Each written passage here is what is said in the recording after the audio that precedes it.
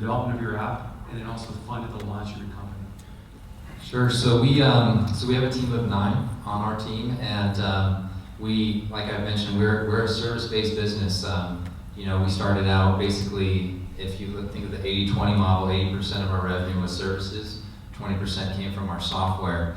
And so the service revenue was really what funded and allowed us to pour development and pay our developers to develop the apps.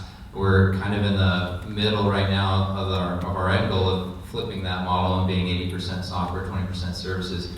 We don't ever want to move away from services completely because, like I said before, it's our sounding board, it's our research and development, it's our trench work to know what the pains are. So, but that's how we were able to fund our app is through the service work we do in our own business.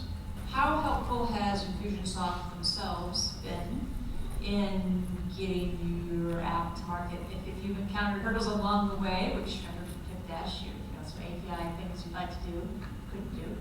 How helpful and responsive was Infusionsoft in getting you past those hurdles? Thank you. Please.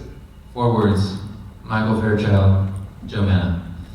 There you go. I really can't say enough about those guys. I know without a doubt they are completely invested in our success. And like was mentioned, what a neat atmosphere to have a marketplace where you're showcased and people can review and share their experiences about your app. I think social proof is the biggest thing for our buyers. Oh, I bought because so-and-so said they used it and they were able to do X, or they absolutely love it.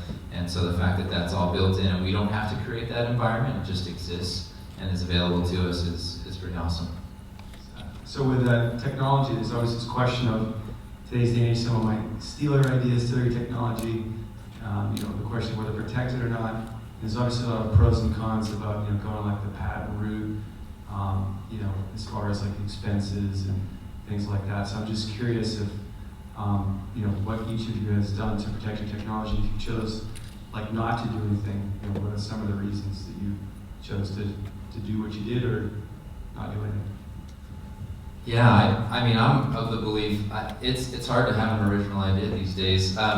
If I can share, this is a reporting platform where data parsing and event apps, a lot of those out there. If we look at autoresponders, how many autoresponders are there? So we also, similar to Jeremy, not too concerned about someone replicating it. We're heads down and we try and enter a market and capture it by storm. And if the other guys come and take 10% of the pie, fine, but we just want to go after the bulk of it.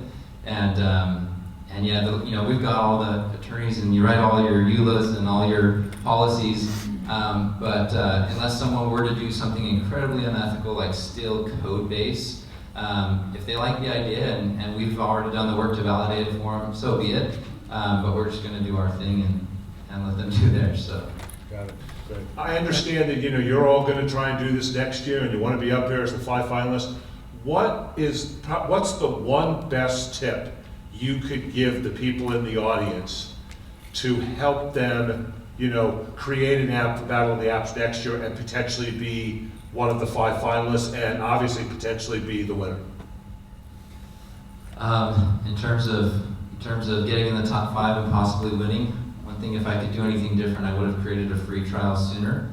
Users are voters, so obviously we know it's all based on in-app voting, and so if I would have done anything different for you guys next year, it would be have a free trial so you can have people use it, love it, and vote for it in the competition. Level you are.